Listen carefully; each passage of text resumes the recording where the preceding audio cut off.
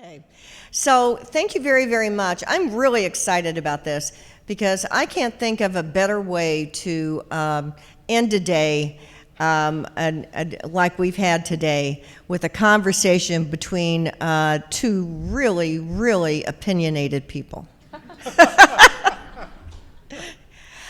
And so everybody who was here this morning for the plenary knows Bryan Alexander. I introduced him already. And next to me on my right, most of you, I would say probably 90% of you in this room recognize Tanya Justin. She's an honorary Nebraskan. She's been here so many times. And for those of you who don't, Tanya is director of the Digital Learning Research and Development and co-director of the National Research Center for Distance Education and Technology Advancement, or DATA. And in the sessions throughout today, you've heard the use of the data toolbox. Well, that is Tanya and her absolutely tremendous team of researchers that have developed that is now nationally and internationally used. How many downloads now? Well over 1,000, every state of the U.S. and over 25 countries. Recently, really popular in Africa. So there you go. So anyway, this should be really exciting. We've got a couple of things that we've done. We asked during the day to go ahead and tweet using the symposium hashtag if you had questions. We also have invested in Slido, and you can register and post questions up there. We can see Slido across the room, and I have the ability to read that far right now. And if I don't, I believe Jill is here in the audience to help me out. This is my phone a friend. If I can't read it, Jill will read it. So we're going to get started here. And I'm going to just start off because, eventually I figure I'm just going to be able to just kind of shut up. But I'm interested, and I think some of you all may be. Bryan and Tanya have spent the whole day with us. And they've spent the day kind of listening to you all, observing, talking quite a bit. And I'd like to know, what is it that, what are your impressions from what you've heard today? What is it that you've heard that we're all doing or up to or need? First reactions. And Bryan, since you talked up here earlier, I'm going to toss it to Tanya first. Please. Great. Hi, everyone. I think what's really interesting is since I've been coming here to the symposium for the last few years, in the beginning there was really very little talk about research or about data or about analytics and those sorts of things. And so I was really quite surprised to not only talk about research in the session that I had facilitated amongst faculty throughout the Nebraska system, but also to see so many other sessions that, and conversations and meetings that I was having with folks that were interested in talking about learning analytics. I know that there were at least 2 sessions that were talking about data out of Canvas and how that data could be used. And so it's really great to see that. There was also another session on resources for data science. And so, recently Mark Lieberman from Inside Higher Ed had asked me, sort of what did I think was the trend that wasn't going away? And it's really about data. Data is just information, but it's how do we use data to improve our practice? How do we evaluate our practice to create data that, again, can inform? And so it was really excellent to see so many sessions and so many discussions around data, and then also seeing Bryan's session. When we talk about AI, we talk about VR, really those are ways that we're using data. We're collecting imagery and data and different things, creating algorithms that allow us to, again, improve our practice and our pedagogy. So it was really exciting to see that.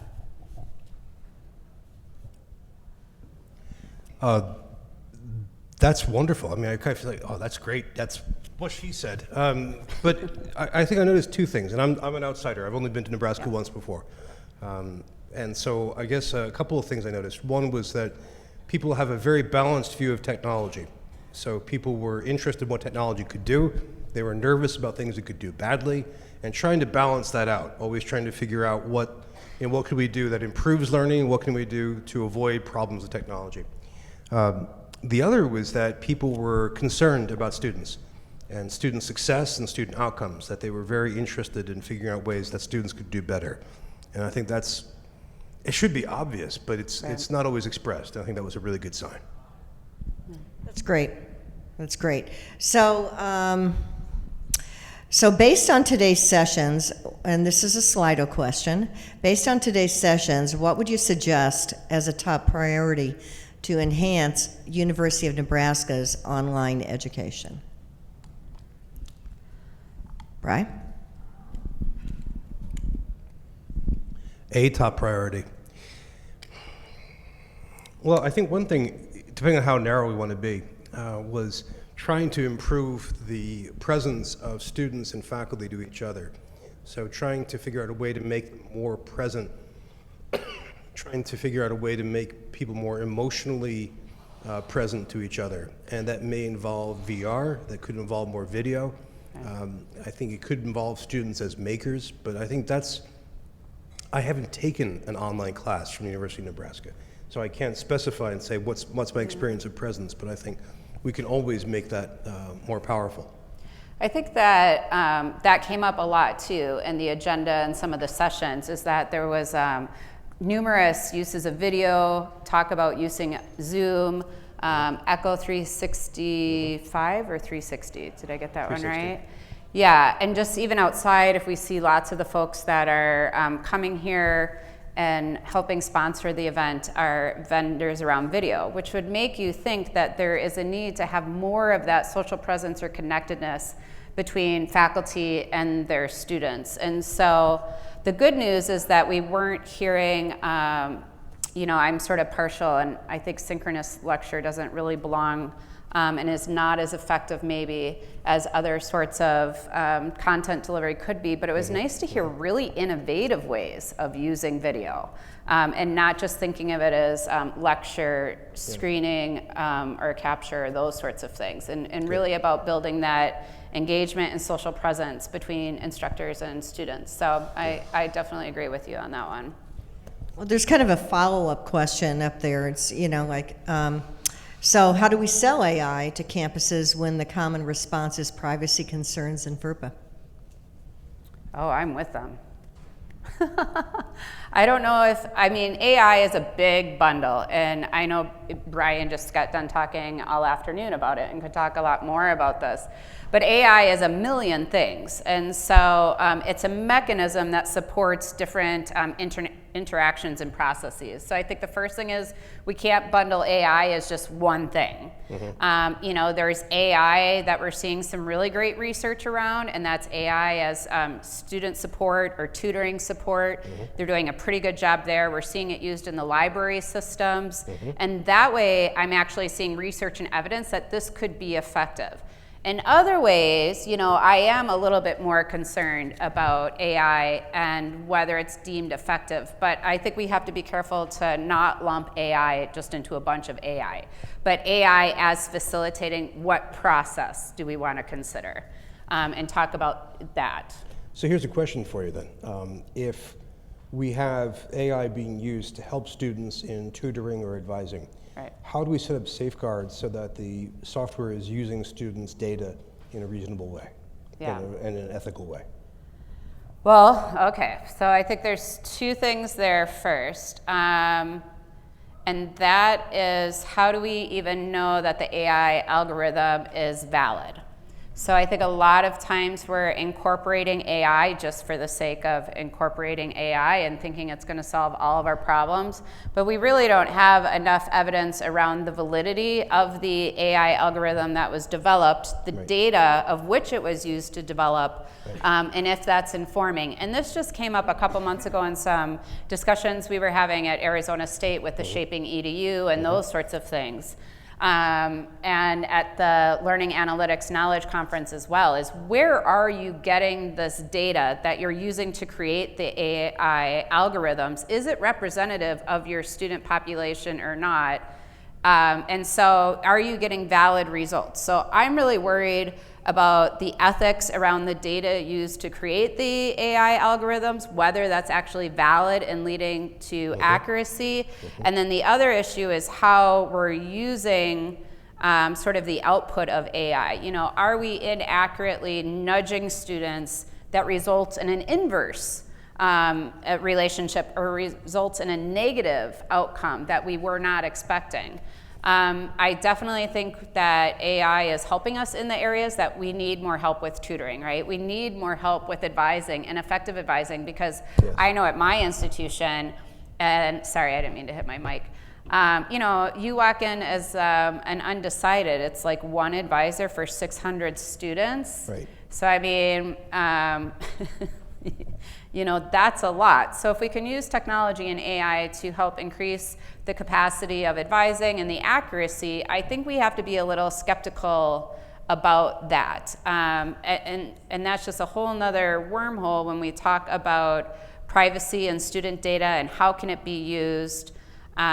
What student data is being used by these companies to create AI, the generalizability of that data, and should you be giving your student data, or should students be consenting to their data to be given to these companies, like these student success companies, let's just call them, that are using data in order to drive interventions.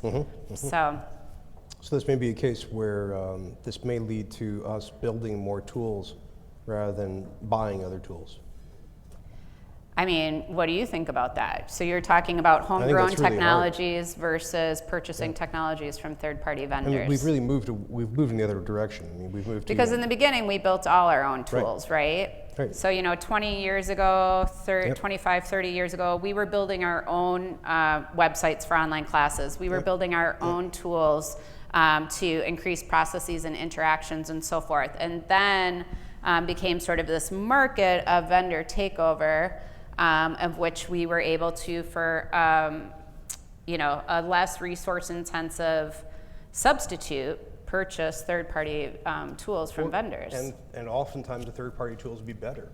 I mean, so, you know, having a third-tier college try and run its email servers when Google can do it, I mean, it's just not fair as a comparison.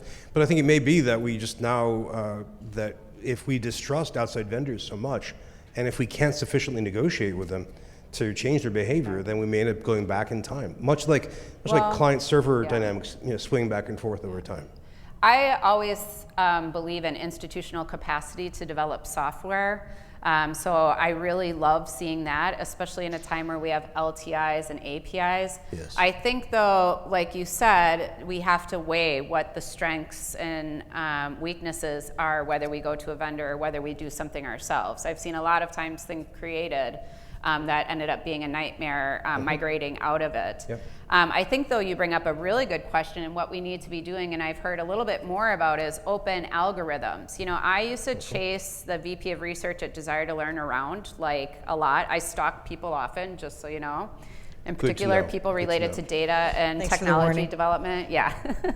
Because I want answers. And I really wanted to know, like, what was that Desire to Learn algorithm that they were talking about, you know, for student success? And it's like, oh, we can't give it to you, you know. And I chased around Mark Milron from Civitas, trying to ask him what their algorithm was and what were the particular variables and measures, and you know, what was the weight of each of those in the algorithm.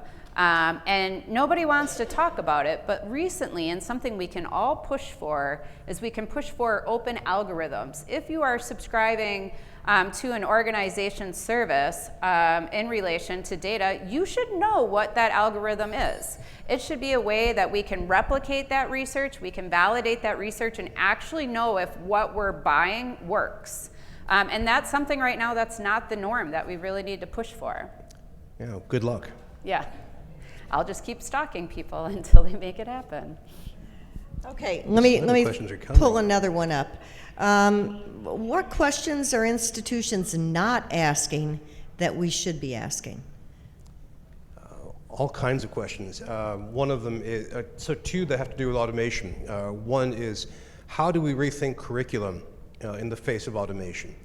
And this is a tricky question. This is one of those, I think it's going to become one of those chestnut questions like, what is liberal education? Because you have to rethink, all right, if automation is going to have these certain impacts, we don't have classes in taxi driving. We don't have that many classes in truck driving. But let's assume those are out of mode. Those get outmoded and replaced by technology. We shouldn't teach those. Well, what should we emphasize that technology doesn't do well? Should we teach more classes in creativity? Should we teach more classes in interdisciplinary thinking and code switching? I mean, that's a really interesting question to have, and people are trying not to ask that now. I disagree. I think people are having that conversation. I think when we're thinking about the fact that manufacturing is no longer manual and it's become digital, right?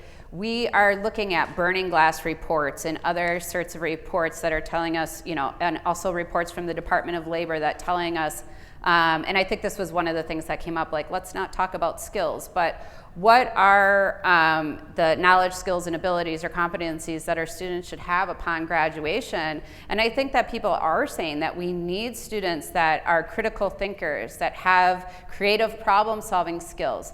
But to me, also, I don't think these are very new, right? That's why I don't take them seriously. Yeah. I don't think that's a response to automation. I think teaching, it's really hard to be against critical thinking. Yeah. It's like being soft on crime. No, to be explicit, to say that. I think we teach too much critical thinking. I have yet to hear an academic say that. They may say, you teach badly. Yeah. Well, we need to do it differently. But they're not going to say or creative problem solving. Of course we need to do that. But in many ways, these are the skills that are demanded by the workforce in general, not in the face of automation. When my students come to me, when I teach undergrad and they come to me as juniors, they don't know what critical thinking is.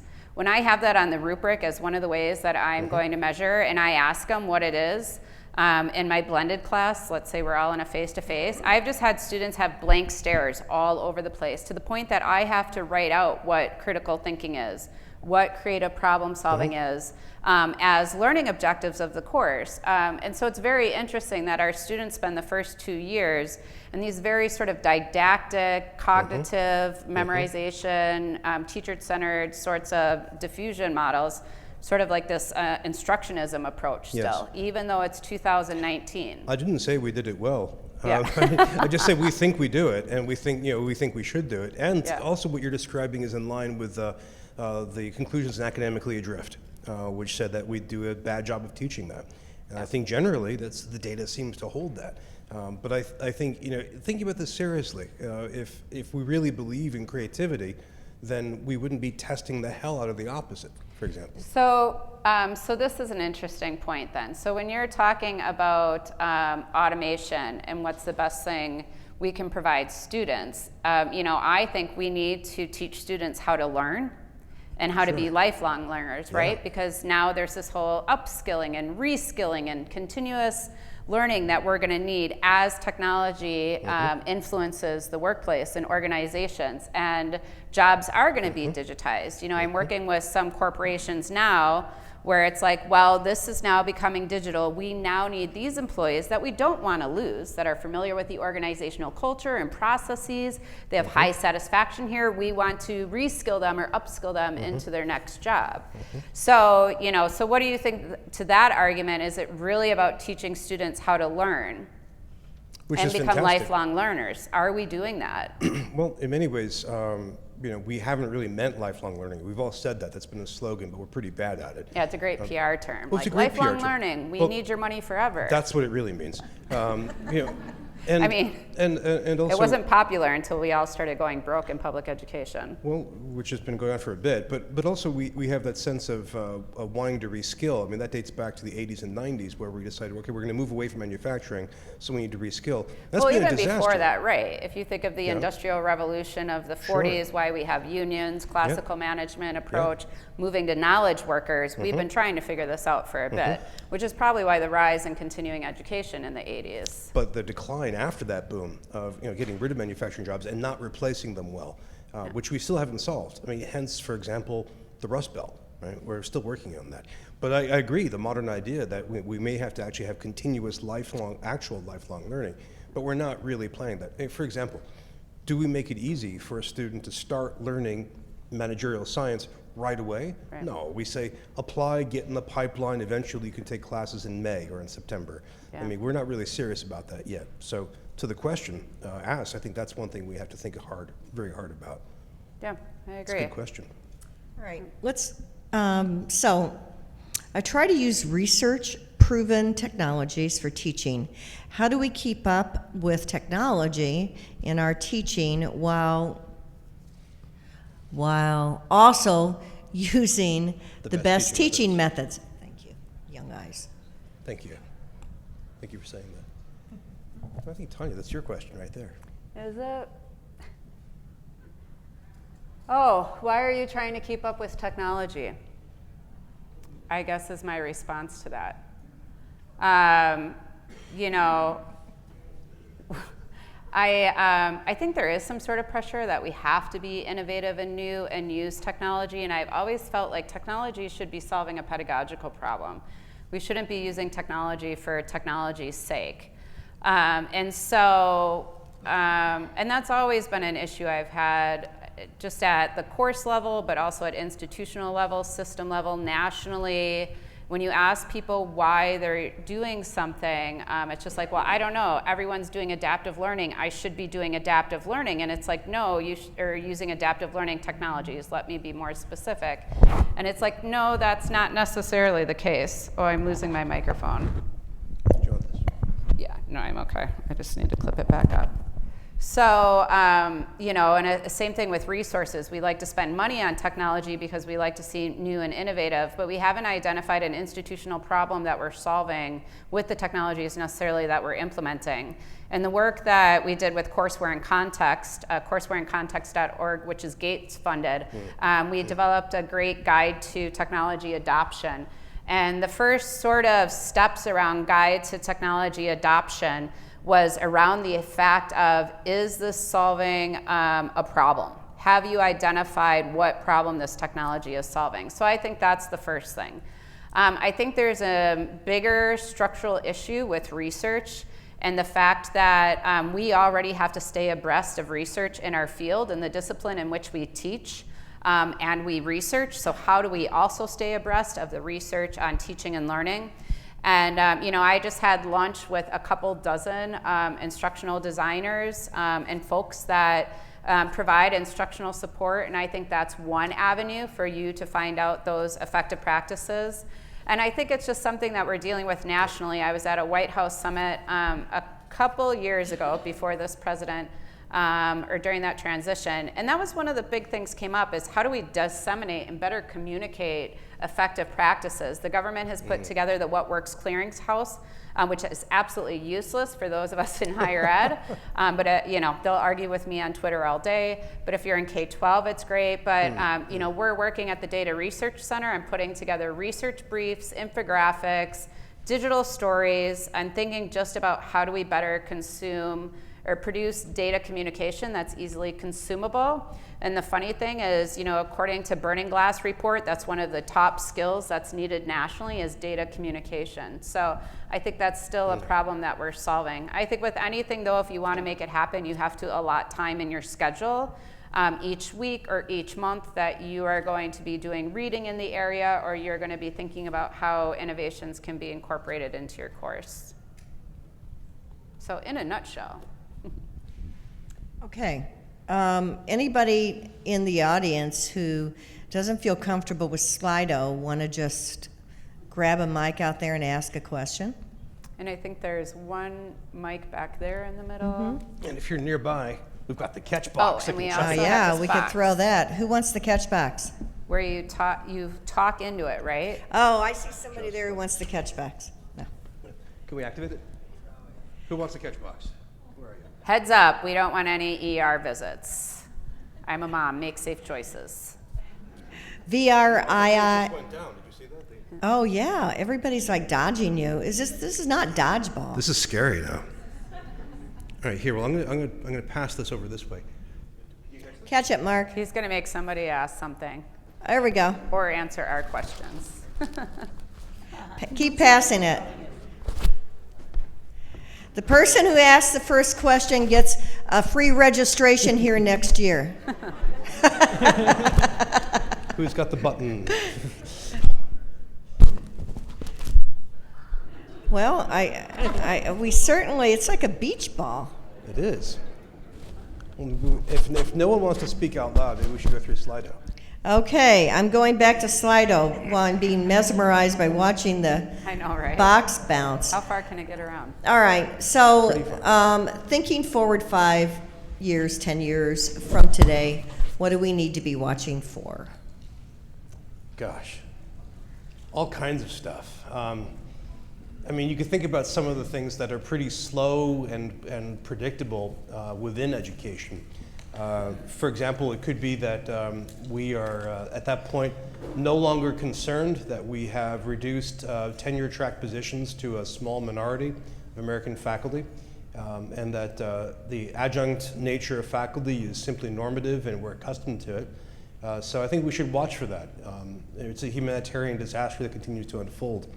I think we should be watching for the proportion of students who are adults and seeing how far ahead they go.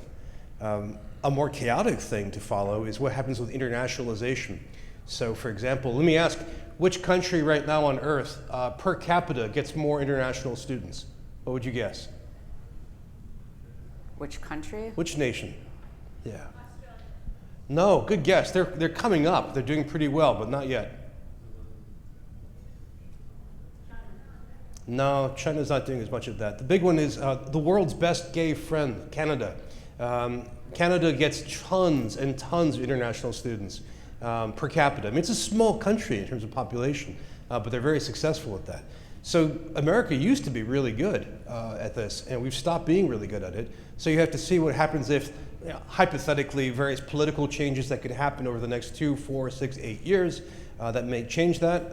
That's Why something do you to look think at. that is, Brian? Do you think state authorization has anything to do with that, or What, I mean, some why? of the other policy issues? I mean, why it's gone down? Why, yeah, U.S. is Oh, two decreasing big in our reasons. international hold. Trump is one, specifically with the Muslim ban, and secondly with the American school shootings, which have tremendous media buzz worldwide, so that America looks like a very dangerous place.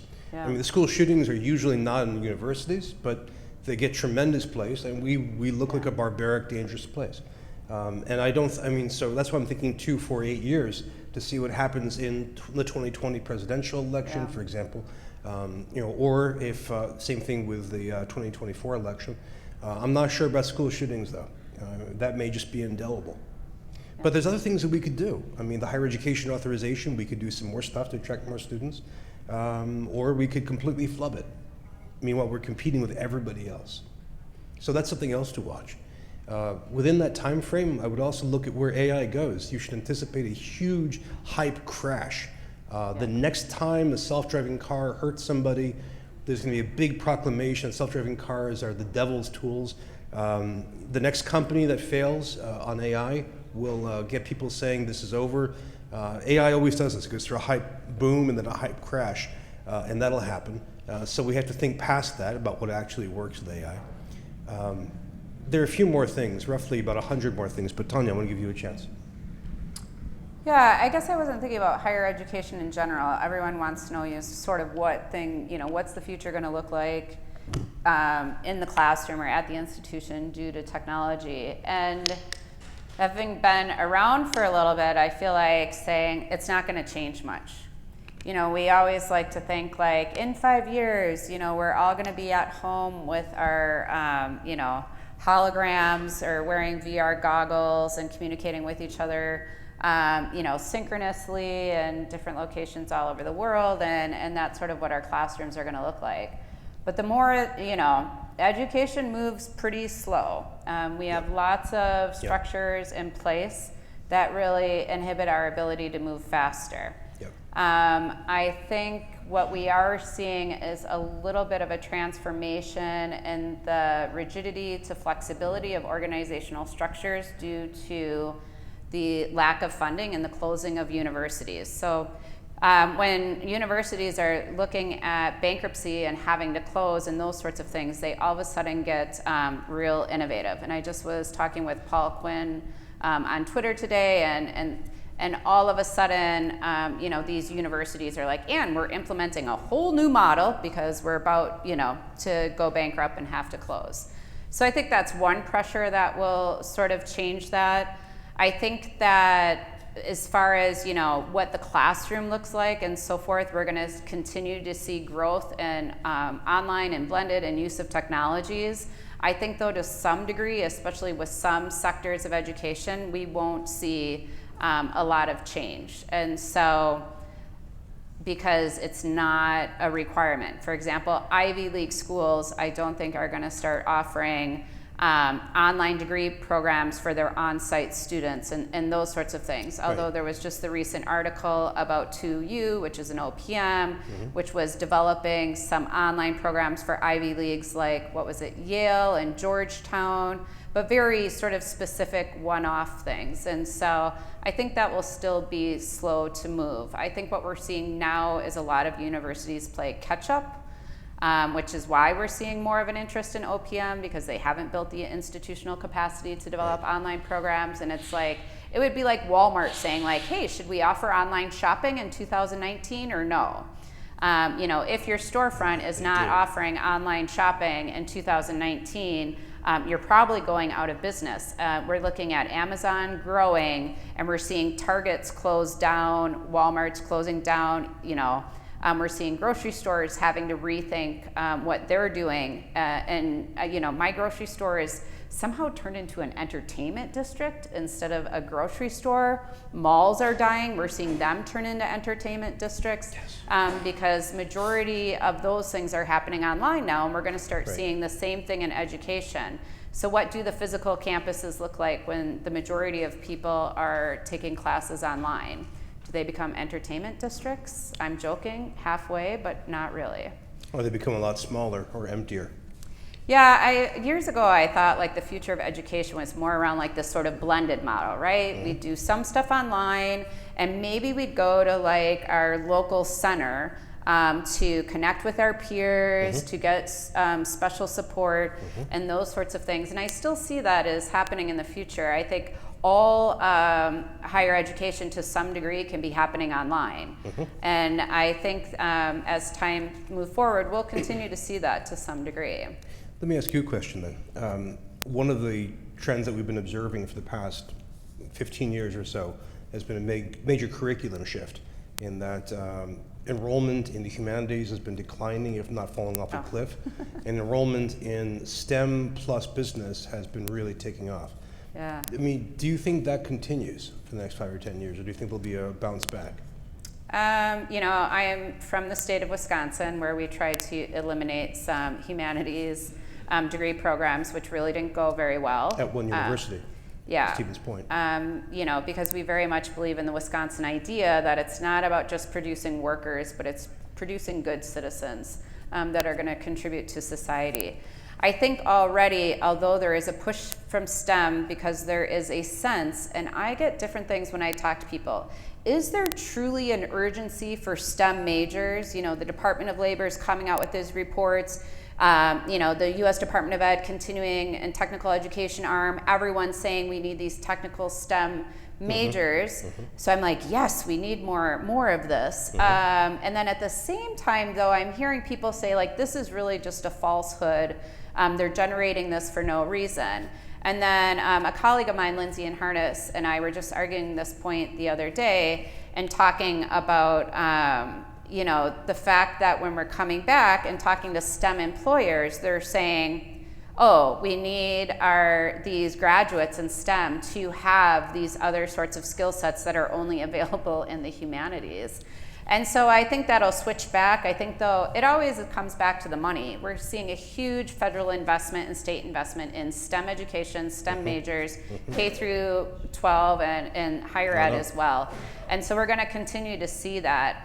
But at the same time, employers are still making it very clear about the diverse set of skills that those employees need. And it's not just about STEM. It's about the soft skill stuff that we've been hearing forever about, you know, all of the other knowledge, skills, and abilities that will come from the humanities and the arts and so forth. I think they can come from the humanities. I just don't think they need humanities majors. So that, you know. That's so funny coming from you. Seriously? Can somebody note that? Well, I've been saying this for a while. Yeah.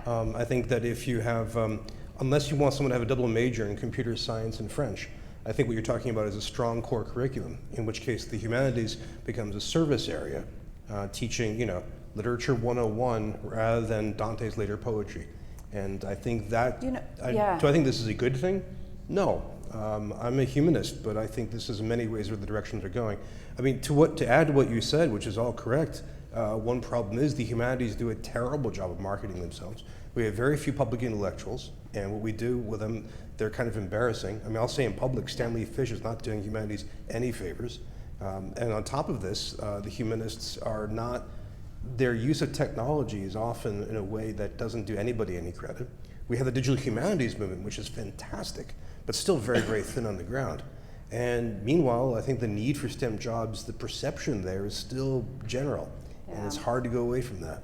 I think there's a bigger problem with higher education in general is the major. You come out with one area of focus. I've always been a strong proponent of interdisciplinary studies because I believe that students need to have multiple areas that inform each other. And so I think just coming out with, what was your example? With a degree in computer science. Yeah. That's really great. But then we have corporations that are telling us all the problems they have with the computer science majors, right? They don't know how to work in groups. They can't communicate to save their lives. They don't know how to network or build professional or personal relationships. Any of you in the room relate? I was supposed to be an engineer and computer scientist and flew the coop. And so I liked messier things, I guess. But I think that there is, and this goes back to, oh gosh, people will turn over when I say this, but sort of revising and rethinking the entire curriculum across higher education. We have general education requirements that were developed for a few reasons, but recently a lot of that is to make money for certain departments and not necessarily what's going to produce the most well-rounded student that's going to be a great citizen for our nation as well as a contributor to corporations. So I think there needs to be some rethinking of that, but I think an interdisciplinary approach, like someone, we have actually a new arts and engineering program that we started with our Peck School of the Arts and our College of Engineering. That's wonderful because we need engineers that are creative problem solvers. But if you're just focusing on engineering and you think everything's some sort of linear, stick it in point A and out comes point B, we need people that are more creative in problem solving, and sometimes it needs, that contribution from the arts or other areas. I agree, except I disagree. I agree in that this is what I think should happen. Yeah. In my profession, I'm a futurist, so we are by definition transdisciplinary. I've taught multidisciplinary classes. I love that idea very much. But the question was, what do we think is likely to happen? And I think interdisciplinarity is damned hard because there's no reward in interdisciplinarity. It's all the rewards are in disciplines. They still are. That's what graduate programs. But it's not really hard, right? It again comes down to money. Well, who gets money for these courses? Wait, and you're right. It is hard. You're Wisconsin, the state that was closing I know. and getting rid of it. I mean, on top of this. And you say that we should have better citizens. I agree. The problem is, as a nation, red and blue states alike, rural and urban states alike, we decided to privatize higher education. We decided as a consensus, a national consensus, that higher education is a private good, not a public good. It is about generating a student who will get a degree, who will get a job in this thing. That's our default right now. And it's not, which I disagree with. I think it's a disaster. I disagree with, But I don't see that changing in 5 to 10 years. If we manage to elect, say, President Sanders in 2020, and we follow it up in 2028 with President Ocasio-Cortez, I think maybe we might change in that direction, but right now I think it's too hard an ask. And the question was 5 to 10 years. I think we are seeing anomalies. I think we are seeing institutions that are making that happen because they're changing the financial models and the financial structures that inhibit this sort of growth and change. Very small pockets of these universities because otherwise they'd be closed and their livelihood dependent on it. I think for those of us who are from larger public institutions that it is embedded in the legislation and other sorts of policies and procedures, it will be harder to make that transition. But again, when you are talking about is your institution closing, we're seeing public, we just had to soak up, not had to, but sort of had to, our 2-year UW campuses. Right. Those now no longer exist. Those now are part of the 4-year campuses. Yep. And when you start seeing universities having to merge with other universities, 2 years being soaked up by 4 years, changes are going to start being made that we would not expect previously. And I'm just going to, I really tried to be quiet. But Oh, no worries. I'm sorry. And we do have somebody who finally We do, has a and I'm going to question. go right to him in just a second. But I want to say we are already looking at multidisciplinary credentials.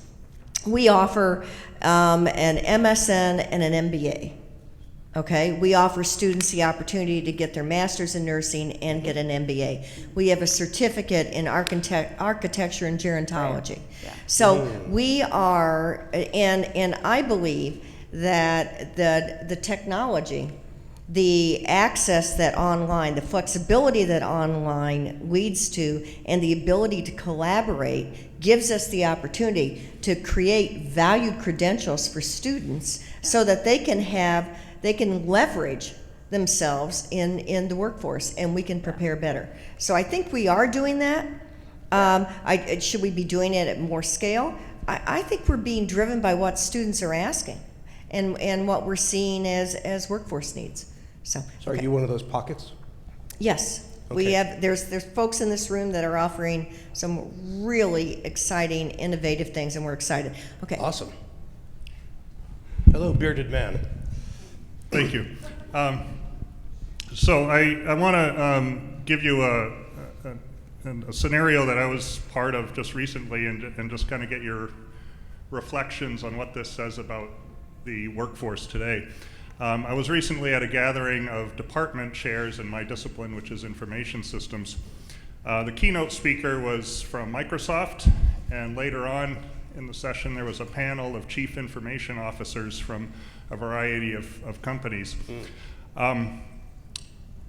The representative from Microsoft made the comment that Microsoft no longer requires a bachelor's degree for their hire. They just, you got the skills, they'll hire you, okay? Later on in the panel, a chief information officer of a major national restaurant chain said, we really want the degree, and if you've got the degree, we don't really read the transcript, because the degree says to us that you have the ability to embark on something and stick with it and see it through to completion. So we have these two almost diametrically opposed perspectives, and so I throw that out to you and wonder how you reflect on it. Yeah, I'll just say a couple of quick things about this. The second extreme from the other chain, this is an argument that Bryan Kaplan makes. This is an interesting fellow. I recommend, not just because he spells his name properly, B-R-Y-A-N, but also he's an economist with a sense of humor, and that's kind of rare. He has this argument that what people value about higher education is that one credential, that one signal, that if you get the undergrad, the BA, the BS, that's what employers want, and they don't read the transcript or so on. And he had a lot of fun proving this last week with an article in Time magazine, where he said, if you look at the Varsity Blues cheating scandal, which just gets better the more you look at it, he says, the great thing about it is it proved his thesis, because nobody was spending $500,000 to bribe their way into Yale because their math program was just that much better at teaching. Right? They bribed that way because they wanted the Yale degree, or the Stanford degree, and the other ones as well. And there's a lot to be said about that. I mean, Bryan makes the case pretty extensively in a very provocative book. He made that case in my program. I mean, it's an interesting and very depressing argument. But to go back to the former case, I've been tracking cases of this, of Microsoft saying, we don't need a BS or a BA, we'll just go with whatever you can show us. There are very, very few instances of those.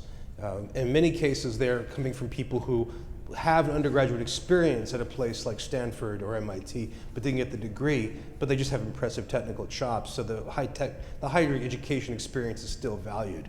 I'm waiting to see more examples of that former category, but I think very few of them so far. I think the HR demand for that one degree or the 2 degrees is still crucial. Yeah. So I should mention that the Microsoft CEO is an alumni of University of Wisconsin-Milwaukee, and we do work with Microsoft. And I think that Bryan's right that predominantly people still expect the bachelor's degree as some sort of signal as what kind of employee they're going to be for their organization. What's happening with Microsoft is that there is a growing need for individuals in their workforce that's not being met by any university in this country. So for example, they need people with experience in AI, machine learning, Python programming, Azure Cloud Service engineers, all of this sort of stuff. And we actually don't have the engineering programs in this country that's actually producing those students right now. They also... You mean students who have all that experience? Who have the skill set that they need for the huge growing positions that they have, yeah. So we teach Python. So they are, yeah. Well, I'm just saying in general, they have more jobs than they have people for. They're working with, you know, what do they call the people? You know, they're working with organizations to fill those positions. They're trying to upskill and reskill. They've got everything on the Microsoft website to get somebody a job at Microsoft in those areas, and sometimes they're not coming with degrees. And so they are pulling in people with technical expertise without degrees that they can potentially upskill or reskill into those positions. And that becomes one issue that we need to advance our curriculum more quickly to actually meet that need when we start seeing things like this. So that is a piece of the STEM needs we were talking about before. Yep. Okay, there's a question. Oh, go ahead, Dan. Go ahead. A few years ago, I heard a futurist from the Institute for the Future out of Menlo Park, California. And he had an interesting graph. And he was showing the different sectors, manufacturing, automobiles, and right on down the line. And he said when they reach this particular point, we see great revolution and upheaval within that industry. And then he showed that graph, and this has been 5 years ago, or even longer. And he showed the graph and he showed the same dynamics are forming around education. And when that happens, there's going to be a significant change in that industry. So in light of the information that you shared today, things like the student debt, what is it, $48,000 per family now on average of debt. This whole concept of virtual universities. Down the street we have Purdue Global. We have the rising costs of university, dwindling state budgets, all this that's going on. And it's not just about online and distance education. But what I'm curious about is, are we going to see universities continue to tweak, or are we going to see institutions make a radical change? And then who's going to win and who's going to lose? Because I think some will win and I think some will lose, because of that demographic that you had up there that showed where the students are going to be. It's no longer this big base of students coming in. It's a more vertical kind of look at who that student's going to be. So I'm just curious about your thoughts on that. Do you want to take a run at that first? No, go ahead. Dan, by the way, asked a good clarifying question in our afternoon session, which I appreciated. A couple of things to think about. One is higher education is much, much better at the slow series of tweaks over time than we are at radical change. And we do radical change pretty rarely, and it usually comes from outside. So for example, a Vermont senator gave us the Morrill Act, which establishes land-grant institutions. Then 2/3 of a century later, we had the GI Bill after World War II. Following that, you know, with Sputnik and the huge boost in STEM. I mean, these are all from the outside, and they happen to us, and we respond.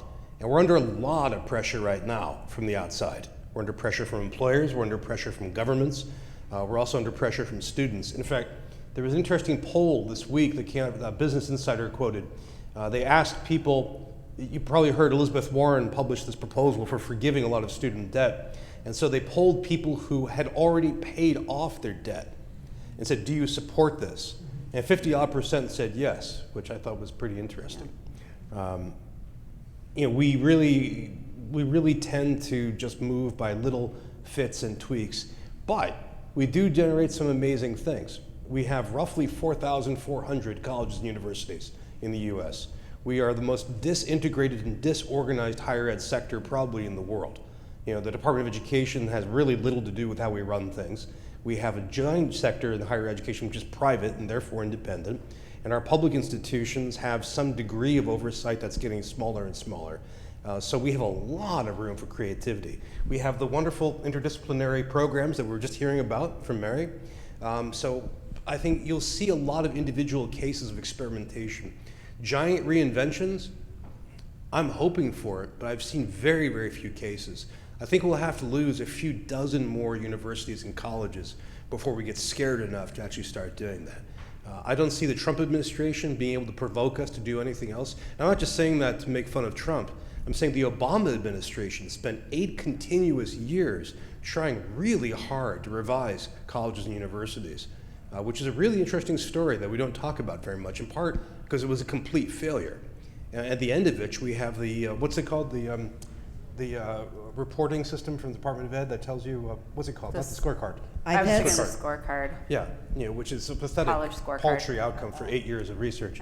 Yeah. And they had no Is it effect. still alive? So I think It is around. will there be losers? I think we'll continue to see campuses in the Midwest and the Northeast die. Sometimes they'll die because they go broke. I've been in talks with a bunch of different colleges and universities that could die over the next 2 years.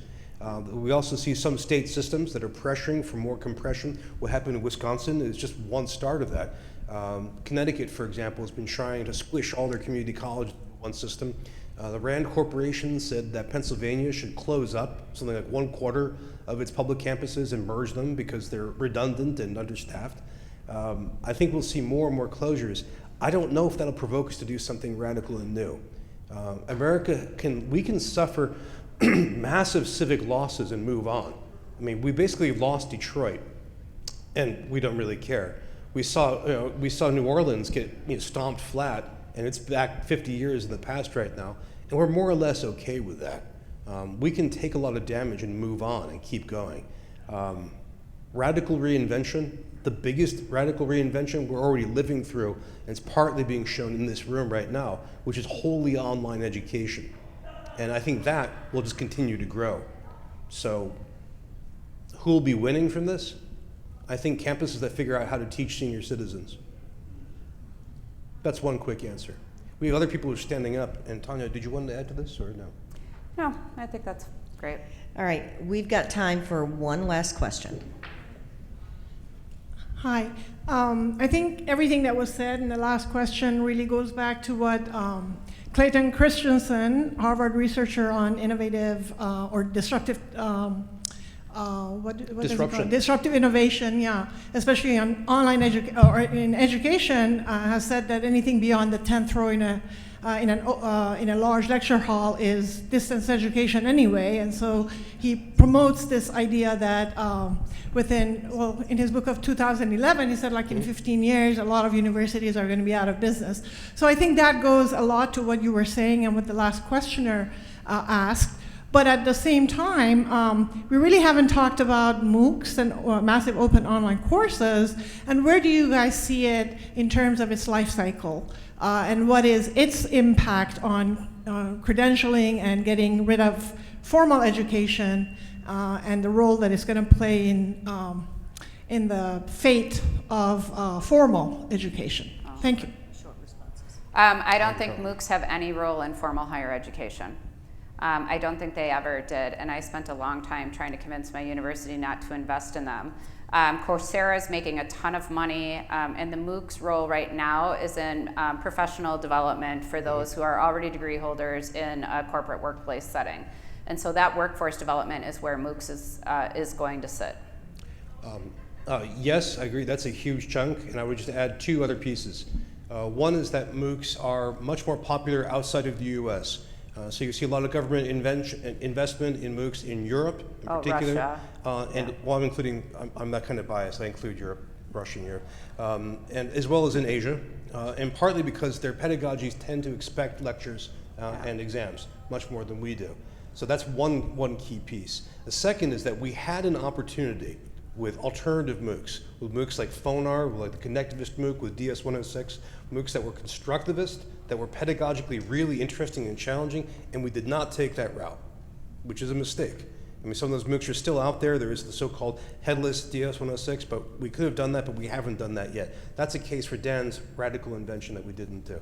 Last point, MOOCs are like textbooks, basically. They're as interactive as textbooks, and we can use them, and often they're used by people who already have the skills, but just want to upskill and enhance them further.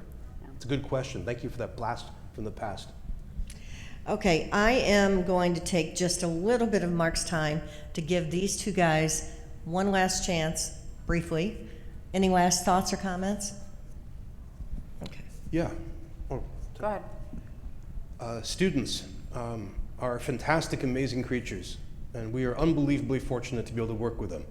And I think one of the great abilities and options and challenges of our time is that students are empowered more than they ever have been before in many ways.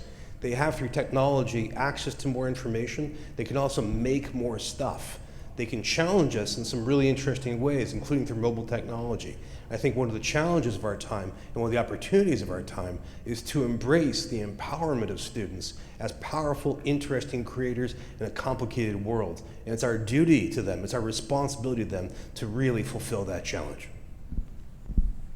Yeah, I think on that, I just think of my 11-year-old daughter, who spends most of her time in a virtual world, in Robux. I'm Boss Mommy, by the way, if you want to connect. She uses Discord and meets people all over the world, of which she communicates with on almost a daily basis, which is integration of people she knows from school and also people she knows across the globe. She creates dozens of social media accounts just to understand how people interact with social media on a platform called TikTok, which is owned by the Chinese. It used to be called Musical.ly. She designs her own images, video, and music. Last week she was asking me if I could buy her some new graphic design software. So when I think of things that concern me, she's already starting to be disengaged with her learning experience because she can learn more informally than she can in her school. How are we going to create an environment for those students when they get to our universities? Hear, hear.